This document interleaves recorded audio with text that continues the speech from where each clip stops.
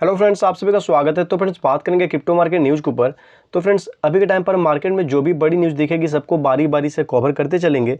सुबह के टाइम पे हमने देखा था मार्केट के सेंटीमेंट को, तो एक बार फिर से फ्रेंड्स देखते हैं यहाँ पर। तो फ्रेंड्स आज के दिन जो मार्केट का सेंटीमेंट मतलब फियर एंड ग्रीड जो इंडेक्स है फ्रेंड्स, आप यहाँ पे देख सकते हो 10 पर ये मीटर जो है देखने को मिल रही है। मतलब मार्केट में जो फियर है, एक्सट्रीम फियर का जो लेवल है, पैनिक जो है बहुत ज़्यादा है मार्केट में, और अभी भी ये सिचुएशन सेम टू सेम बरकरार है। चलो फ्रेंड्स, अब ओवरऑल मार्केट कैप क्या है, ग्रोथ है, गिरावट है, अभी कितने परसेंट की है वो देखते हैं। उसके बाद से एक एक जो बड़ी न्यूज़ है उसे कवर करते चलेंगे। तो फ्रेंड्स बात करें ओवरऑल मार्केट कैप की, तो सुबह के टाइम पे जब मैंने वीडियो बनाया था तो आपको 1.29 देखने को मिल रहा था। यहाँ पर 1.30 ट्रिलियन देखने को मिल रही है। वहीं मार्केट में उस टाइम भी लगभग 2% प्लस का ग्रोथ था। अभी भी 2.5% के करीब बोल सकते हो जो ग्रोथ है। 30,000 के ऊपर अभी भी आपको बीटीसी जो है बरकरार है। तो चलो फ्रेंड्स, और दूसरी चीज़ जो अभी जाकर चेंज हुई है वहाँ पर, वो आपको है 7 डे वाला ग्राफ। अगर 7 दिन की जो ग्राफ थी बीटीसी इथेरियम की, वो जो थी आपको जो परसेंट वाइज वो थोड़ी सी रेड में थी, लेकिन अब यहाँ पे पिछले आज से लेकर पिछले 7 दिन की बात करें तो 2.5% का जो मार्केट में ग्रोथ है वो बीटीसी में, और लगभग 2.5% ही इथेरियम में आया हुआ है। तो चलो फ्रेंड्स, अब देखें यहाँ पर 7 दिन के ग्राफ। तो यहाँ पर थोड़ा ध्यान देना, जहाँ पे मैं आपको करता हूँ हाईलाइट, आप इन दोनों की ग्राफ देखो। यहाँ पर भी आप देख सकते हो मार्केट किस लेवल तक आ चुका था, उसके बाद से पंप हुआ था, फिर से मार्केट उसी लेवल पर गिरा था, और उसके बाद से फिर से कंसोलिडेट होते हुए धीरे धीरे करके ऊपर बढ़ रहा है। तो चलो फ्रेंड्स, अब चलते हैं न्यूज़ की तरफ। तो फ्रेंड्स शुरू करें सबसे पहले वाले न्यूज़ के साथ में। तो यहाँ पर आप देखोगे जो सो कॉल्ड फर्मा ब्रो के नाम से जो फेमस हैं, आप बोल सकते हो इस तरह से। और एक नाम है यहाँ पे देखो फ्रेंड्स, मार्टिन सेक्रेली करके। तो यहाँ पर इन्होंने क्या बोले, अब इनको लोग क्रिप्टो ब्रो करके बोलने लगा। फर्मा ब्रो थे, अब crypto bro. I started using Uniswap in prison. तो फ्रेंड्स कुछ स्टेटमेंट वगैरह, ये जो है जेल में थे, अब जेल से रिहा हुए हैं, तो कुछ स्टेटमेंट इन्होंने दिया है। तो चलो फटाफट से न्यूज़ है तो कवर कर लेते हैं। देख सकते हो इस पिक्चर में आप। तो यहाँ पर जिस तरह से रिलीज के बाद से कुछ बात निकल कर आ रही है, जो कि एक शख्स जो था इसमें से आप देखो फॉर्मर हेज फंड मैनेजर था, दूसरा जो था आपको एक मार्टिन सकरेली था। दोनों ने ही क्रिप्टो करेंसी के बारे में डिस्कशन किया। डिसेंट्रलाइज्ड जो एक्सचेंज है, डेक्स प्लेटफॉर्म जो है, जैसे कि यूनिस्वैप, इसको कैसे वगैरह ये लोग प्रायश्चित कर रहे थे, और उसी दौरान कैसे कैसे यूज कर रहे थे, कैसे उपयोग कर रहे थे, इन सभी के बारे में इन्होंने डिस्कशन की, बताई है। अब यहाँ पे the so called pharma bro जो है फर्दर आगे एक्सप्लेन करते हैं कि a crypto entity could dethrone some of the largest banking giants, कि जो एक छोटी सी क्रिप्टो की जो एक इकाई है, एक जो एंटिटी है, वो भी क्या कर सकती है, तो कुछ ऐसे लार्जेस्ट बैंकिंग सिस्टम से या लार्जेस्ट बैंकिंग है जो कि उसे समाप्त कर सकते हैं, उनकी जगह को ले सकते हैं, ऐसा इन्होंने बोला है। तो फ्रेंड्स थोड़ा सा और नीचे आएंगे, ज़्यादा यहाँ पर हम लोग टाइम नहीं देंगे कि इनके साथ क्या हुआ, कैसे कैसे किधर किधर ये लोग हैं। वैसे तो यहाँ पे डिस्कशन में देखो तो आप देखो यहाँ पर है कि सैटरडे के दिन ट्विटर स्पेस पोस्ट में the former hedge fund manager जो है, उन्होंने कहा so called pharma bro to a crypto bro. तो वो वहाँ पे गए, आपको सो कॉल्ड जो फर्मा ब्रो थे वहाँ से क्रिप्टो ब्रो में, और इन्होंने बोला कि he leverage the decentralized DEX platform Uniswap from behind bars, कि जेल के पीछे पीछे ये लोग क्या करते थे, तो ये लोग जो है आपको डिसेंट्रलाइज्ड जो एक्सचेंज आपको यूनिस्वैप है, मतलब डेक्स जो प्लेटफॉर्म है, इसको ये लोग कैसे यूज करते थे, और डेफाई के बारे में, डिसेंट्रलाइज्ड फाइनेंस जो प्लेटफॉर्म है उसके बारे में कुछ बातें वगैरह जो है इन्होंने कहा है। तो उस पर हम ध्यान नहीं देंगे, और फटाफट से आते हैं नीचे, और इसमें जो एक मेल लाइन है सबसे उसको देखते हैं। तो यहाँ पर सेम चीज़ वही फिर से यहाँ पे दोहराया है इन्होंने कि we will see some crypto entity be bigger than the banking behemoths, कि कुछ ऐसे क्रिप्टो एंटिटी हैं जो कि बैंक से भी बड़े हैं और उनकी जगह को लेंगे। वही सब इनका कहना है कि मतलब बैंकिंग सिस्टम को कुछ ऐसे क्रिप्टो एंटिटी हैं जो कि ख़त्म कर सकते हैं, उससे भी आगे तक जा सकते हैं उनको रिप्लेस करके। तो चलो फ्रेंड्स बढ़ते हैं अपने अगले न्यूज़ के लिए। तो फ्रेंड्स बात करें इस वाले न्यूज़ के ऊपर, तो फ्रेंड्स ये कुछ कोर्ट कचहरी वाला आपको न्यूज़ है। यहाँ पर देखो, Russian appellate court cancels decision to block Tor project websites. जो आपको टोर प्रोजेक्ट्स की वेबसाइट वाली जो कहानी थी या काम थी, उसको ब्लॉक करने के लिए पहले डिसीजन आया था, फिर उसे कैंसिल करने के लिए डिसीजन आ रहा है, इस तरह से कुछ देखने को मिल रहा है। तो फ्रेंड्स अब थोड़ा सा नीचे आओ, तो यहाँ पर देखो कि जो कोर्ट ऑफ अपील है रसिया में, उसने ओवरटर्न कर दिया है by a regional court which allowed the blocking of the Tor project website in the country. तो मतलब रीजनल कोर्ट जो है, जहाँ पे मतलब फर्स्ट जो कोर्ट है जहाँ पे इसके बिहाफ पे फैसला वगैरह जो ले लिया गया था, उसके बाद से ये जो आपको मुकदमा है या केस है, इसके लिए अपील कर दिया गया था फिर दूसरे कोर्ट में। लेकिन फिर से यहाँ पे due to violations during the initial proceeding, शुरुआती ही प्रोसीडिंग के तौर पे जो वायलेशंस वगैरह कुछ चीज़ें हुई जिस कारण से इसे फिर से रिटर्न कर दिया गया है। कहाँ पर? तो वही पहले वाले कोर्ट में जहाँ पर इस पे मुकदमा है या जहाँ पर इसके बारे में डिसीजन लिया गया था कि इसको ब्लॉक कर दिया जाएगा, तो वही जहाँ पे दोबारा इसके लिए अपील किया गया उसे कैंसिल कर दिया गया। इंस्टेंस फॉर अनदर रिव्यू, फिर से दोबारा पुनः विचार करने के लिए पहले वाले कोर्ट में ही फिर से ये केस वापस आ चुका है। इस तरह से कुछ चीज़ें जो है यहाँ पर लिखी गई हैं। तो यहाँ पर मुझे नहीं लगता कि इस वाले न्यूज़ में हमें ज़्यादा टाइम देने की ज़रूरत है। चलो बढ़ते हैं फ्रेंड्स अगले न्यूज़ के लिए। तो फ्रेंड्स वीडियो जैसा कि मैं न्यूज़ बार बार कवर कर रहा हूँ, उसी बीच में आपसे मैं ये बोलने वाला हूँ कि जिस तरह से मेरा माइक 2-3 दिन पहले आ गया था, बट जो फर्स्ट माइक मेरा आया था, मैंने जो रिसीव किया था वो माइक था डिफेक्टिव पीस, उसमें कुछ थी खराबी, जिस कारण से मैंने फ्रेंड्स क्या किया, उसको रिप्लेस किया और अभी जाके फिर से मुझे आज दूसरा माइक रिसीव हुआ है और मैं उसी से ये वीडियो बना रहा हूँ। तो मुझे पिछले 10 दिन 15-20 दिन बोल सकता हूँ, काफ़ी दिनों से मुझे कमेंट आ रहे हैं कि मेरी आवाज़ में इशू है, वॉइस प्रॉब्लम है, धीरे आवाज़ आ रही है, ये दिक्कत है, वो दिक्कत है। तो अब अगर इस वीडियो में भी अगर अभी भी कुछ आपको आवाज़ में दिक्कत आती है तो ज़रूर बताना, और अगर आवाज़ में कोई दिक्कत नहीं आती है, मेरी जो वॉइस है आपको एकदम अच्छे से क्लियर सुनाई दे रही है, सब कुछ आपके मुताबिक है, जिस तरह से आपको चाहिए आवाज़, कोई दिक्कत नहीं आ रही है, तो इसके लिए भी एक ज़रूर कमेंट करना कि अब आवाज़ सही है, voice is okay, voice is okay, voice is okay, इस तरह करके भाई कोई भी 1-2 लोग भी कमेंट कर देना काफ़ी है, ताकि मुझे ये कन्फर्मेशन हो जाए कि चलो ये माइक सही है और आवाज़ में कोई दिक्कत नहीं है। क्योंकि वो वाली माइक तो चेक करते ही काम नहीं कर रही थी, तो इसलिए मैंने उसे वापस कर दिया, बट ये काम कर रही है। बट आवाज़ कैसा जा रहा है, क्योंकि मैं अपनी वीडियो खुद प्ले नहीं करता और ऐसे बहुत सारे यूट्यूबर हैं, बहुत से नहीं, मैक्सिमम सभी यूट्यूबर हैं जो खुद की वीडियो प्ले नहीं करते हैं, वो एक बार वीडियो बनाते हैं, देखते हैं, सब कुछ सही लगता है, अपलोड कर देते हैं। तो चलो फ्रेंड्स, एक ये चीज़ बस मेरे लिए कर देना, कमेंट करके बस कंफर्म कर देना।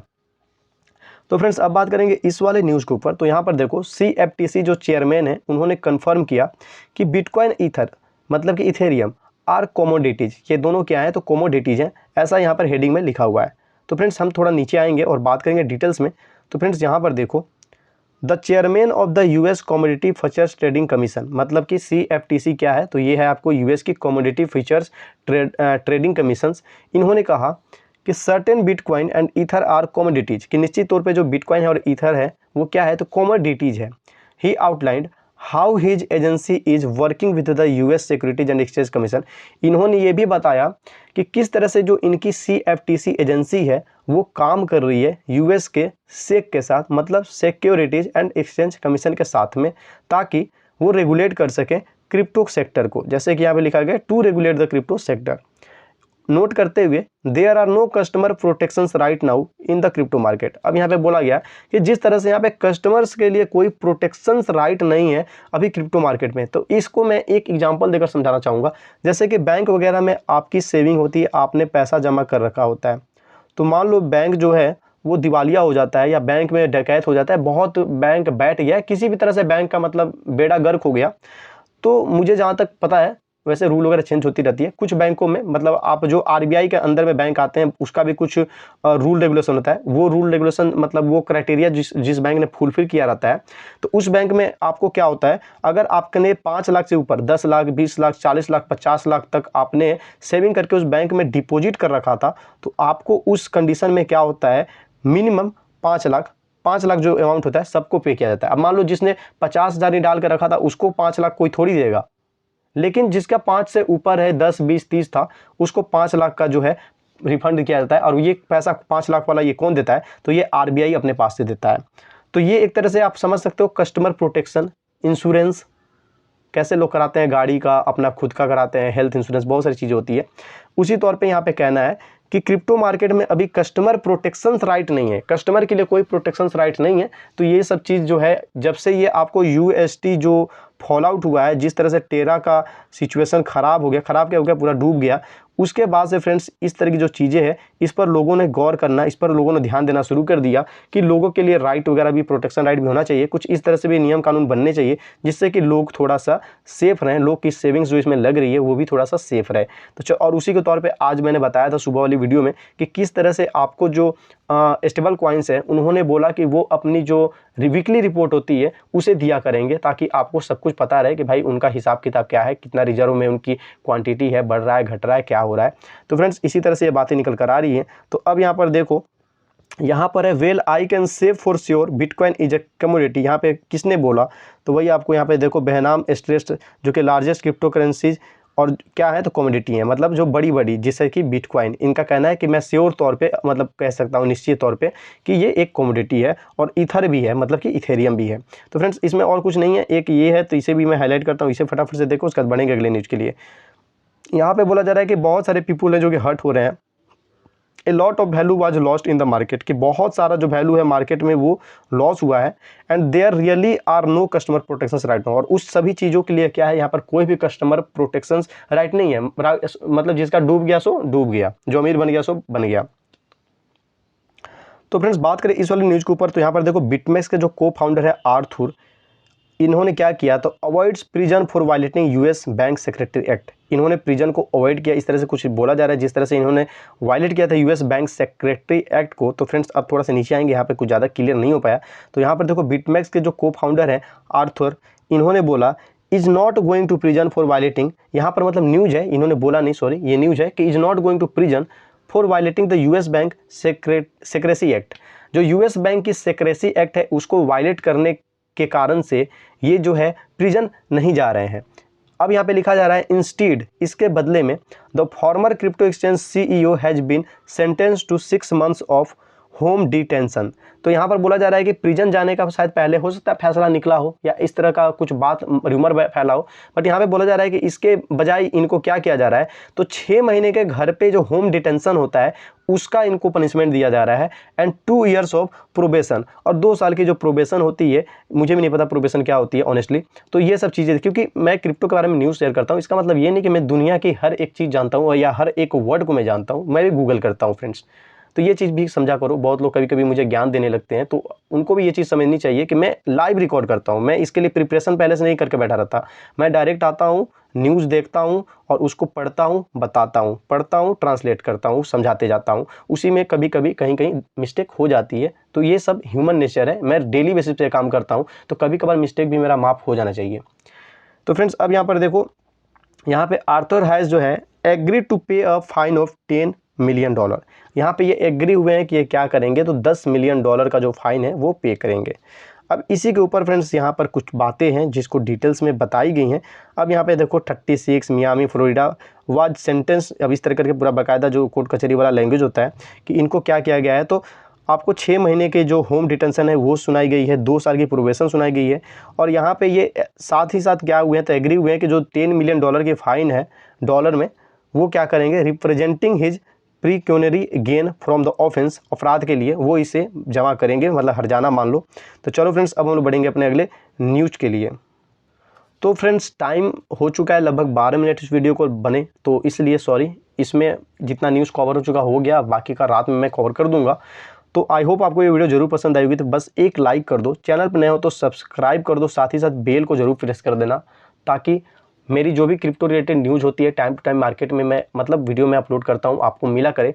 और फिर से एक बार रिक्वेस्ट करता हूँ उन सभी लोगों से जिनको कि मेरी वॉइस में दिक्कत आ रही थी, और जिनके ही कारण मुझे ये बात पता चला कि मेरी जो रिकॉर्डिंग है उसमें दिक्कत आ रही है, मेरी वॉइस में प्रॉब्लम आ रही है, कभी आवाज़ धीरे जाता है, कभी खटपट जाता है, या फिर नहीं जाता है, किस किस करके की दिक्कत है मुझे खुद भी नहीं पता, बट उन्हीं लोगों के कारण ये बात मुझे पता चला था, जिसके बाद से मैंने माइक ऑर्डर किया था। माइक मेरे पास आ भी गया था 2-3 रोज़ पहले, लेकिन माइक में थी खराबी, जिस कारण से माइक को मैंने फिर से रिटर्न किया, फिर से मेरे पास दूसरा माइक आया है, और मैं उसी से ये वाली वीडियो बना रहा हूँ। तो जो मेरी वीडियोज रेगुलर देखते हैं उनको आवाज़ में अंतर तो ज़रूर पता चलेगा, उनको सिर्फ एक मैसेज कर देना है मेरे लिए कि भाई जो आवाज़ है वो सही है, कोई दिक्कत नहीं है, वॉइस इज ओके, बस ये मैसेज कर देना, ताकि मैं कंफर्म हो जाऊं कि इसे मुझे रिटर्न करने की जरूरत नहीं है, मेरी माइक जो है सही है और आवाज़ भी सही जा रही है, मतलब जो भी मेरे इशू थी वीडियो बनाने में वो सब कुछ रिसॉल्व हो गई है, अब सब कुछ बस काम करते रहना है।